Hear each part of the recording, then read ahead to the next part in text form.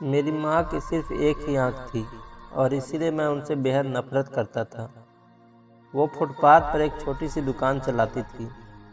उनके साथ होने पर मुझे शर्मिंदगी महसूस होती थी। एक बार वो मेरे स्कूल आई और मैं फिर से बहुत शर्मिंदा हुआ।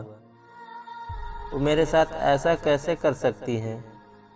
अगले दिन स्कूल में सबने मेरा बहुत मजाक उड़ाया। मैं चाहता था मेरी माँ इस दुनिया से गायब हो जाए। मैंने उनसे कहा, माँ तुम्हारी दूसरी आँख क्यों नहीं है? तुम्हारी वजह से हर कोई मेरा मजाक उड़ाता है। तुम मर क्यों नहीं जाती? माँ ने कुछ नहीं कहा, पर मैंने उसी पल तय कर लिया कि मैं बड़ा होकर सफल आदमी बनूंगा ताकि मुझे अपनी एक आँख वाली माँ और इस गरीबी से छुटकारा मिल जाए।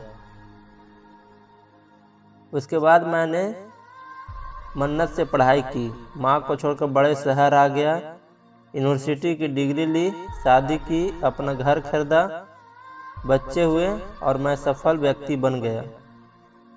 मुझे अपना नया जीवन इसीलिए भी पसंद था क्योंकि माँ से जुड़ी कोई भी यादें नहीं थी। मेरी खुशियाँ दिन ब दिन बढ़ रही थी। तभी अचानक मैंने कुछ ऐसा देखा जिसकी कल्पना भी नहीं की थी।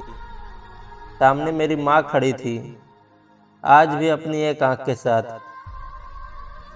मुझे लगा मेरी दुनिया फिर से बिखर रही है। मैंने उनसे पूछा, आप कौन हो? मैं आपको नहीं जानता। यहाँ आने की हिम्मत कैसे हुई? तुरंत मेरे घर से बाहर निकल जाओ। और माँ ने जवाब दिया, माफ़ करना, लगता है गलत पते पर आ गई हूँ। वो चली गई और मैं यह सोचकर खुश हो गया कि उन्होंने मुझे पहचाना नहीं। एक दिन स्कूल रीयूनियन की चिट्ठी मेरे घर पहुंची और मैं अपने पुराने शहर पहुंच गया। पता नहीं मन में क्या आया कि मैं अपने पुराने घर चला गया।